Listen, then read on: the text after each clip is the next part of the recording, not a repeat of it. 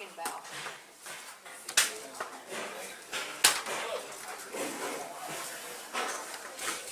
you doing?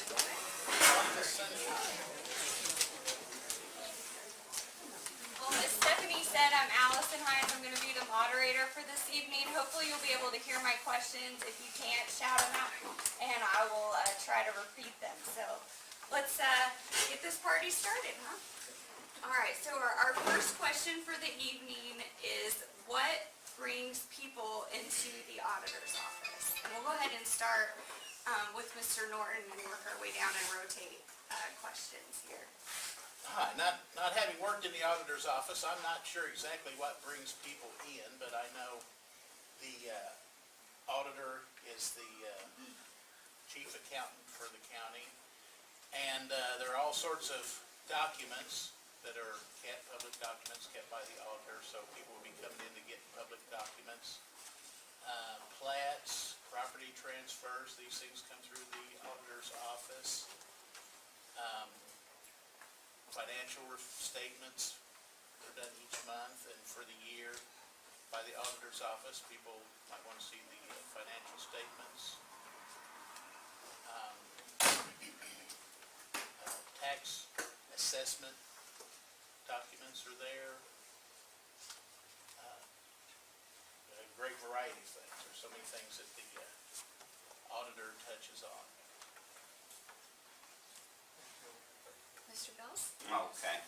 Well, I'm quite sure that there's several things that possibly that people would come into the auditor's office. It is kind of the kingpin office of the courthouse.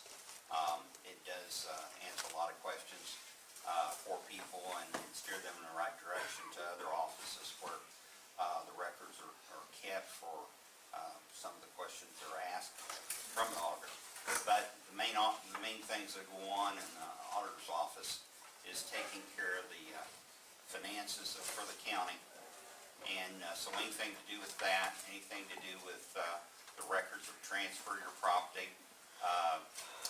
and any kind of exemptions that there might be available that need to be used.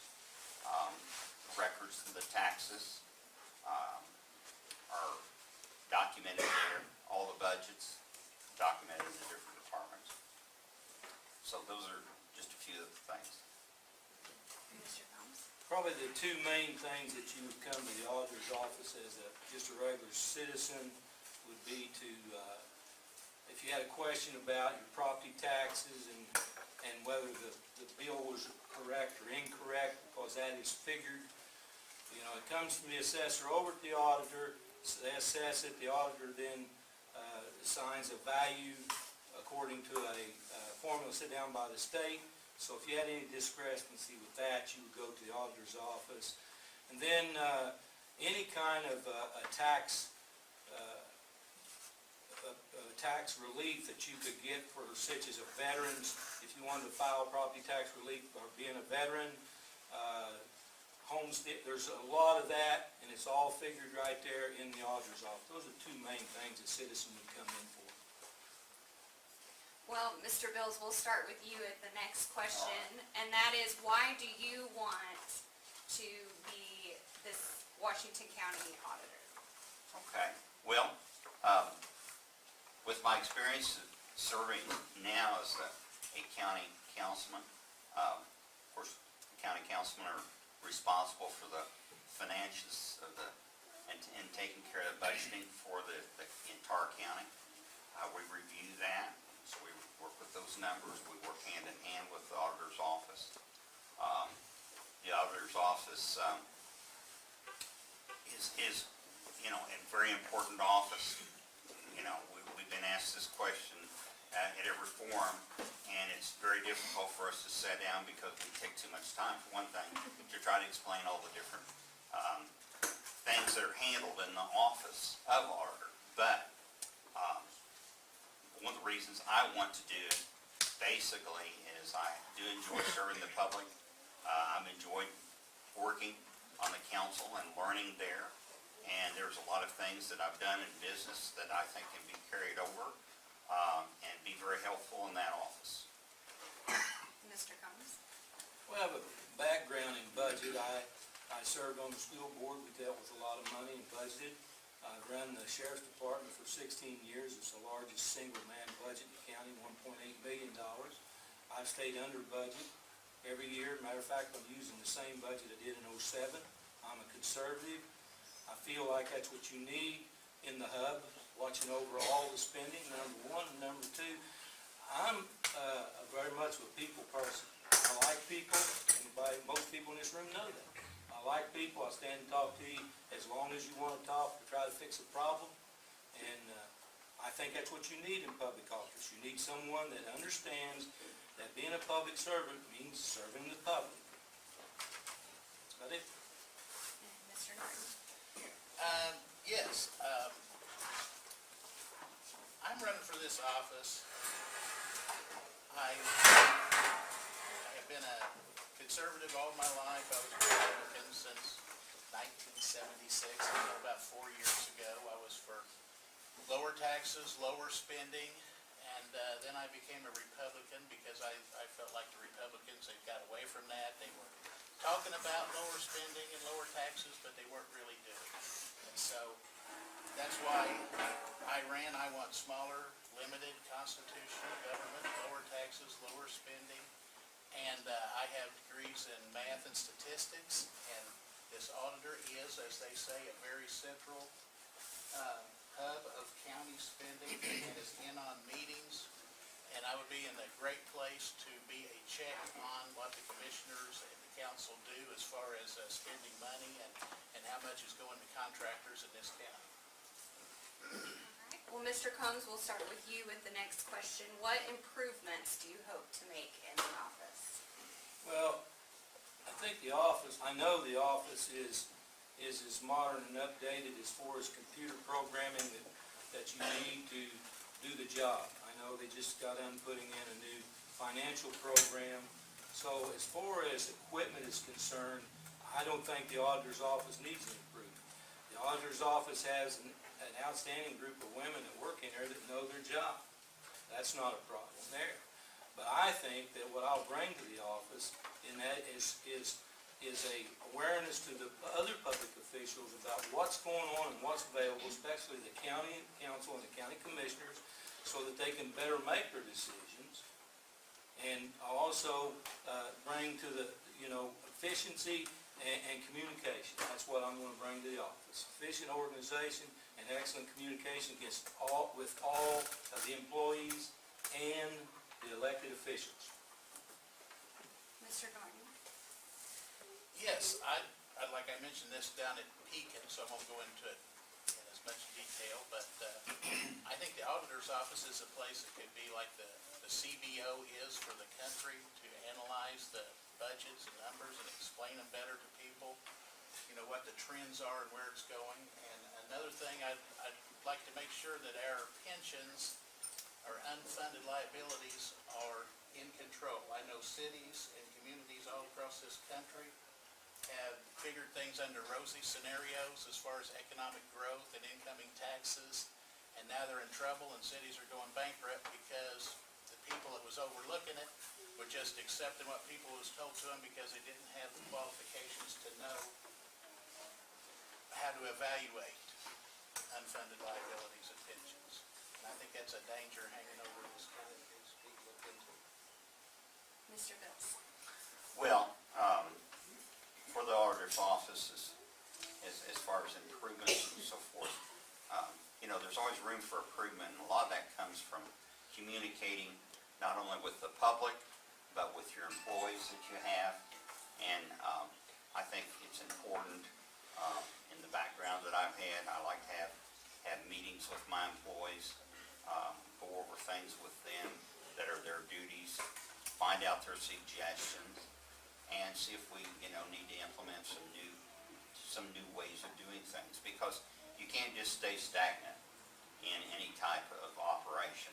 And with the business background that I have, you note that really quick. We do have good computer software that is going to be a real benefit to us in the future here. There again, it's only what information you put in it that you can get back valuable. So, the staff, You finish your sentences, guys, I'm not gonna slap you. we're trained. You got us trained in the other forms. Do you wanna complete your thought? I was just gonna say that, you know, as far as the staff, you know, it is a good staff, as Claude said, so, you know, I feel like that they all do a good job, and they know their job, and that's important. Well, this is the last question that I have written out, and so we'll go ahead and start with you, Mr. Norton, here before closing remarks. They do get closing remarks, is correct. So the last question that I have here is, and some of you have actually already touched on this a little bit, but if you can expand, how does the auditor's office work with other county offices? Well, the auditor's office, because of the plats and property transfers, they're working with the recorder's office because they have property tax assessments. They work with the assessor's office. They have the meeting minutes for the commissioners and council, and they keep public documents for the commissioners and council. So they're working with both of those two boards. They accept bids, so that's with the commissioners and council. And they issue warrants for the disbursement of funds that has to be countersigned with the treasurer's office, so they're working with the treasurer. And they're also issuing a report every year to the commissioners, a financial report. And when funds, tax monies come in or other funds, that they put that in the correct account, and that's with the treasurer and other offices. Mr. Bills?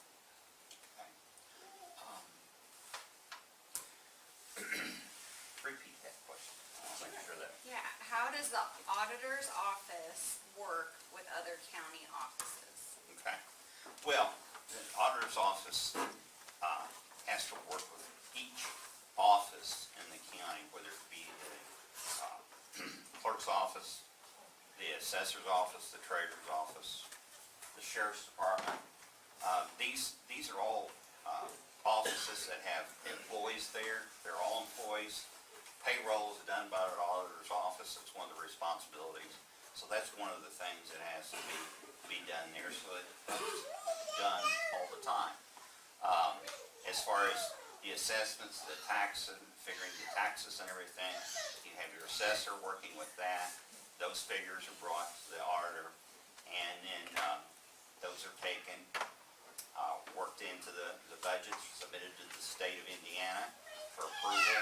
They give back their recommendation and policy of what tax rates are going to be, and then those bills go to the treasurer to be sent out.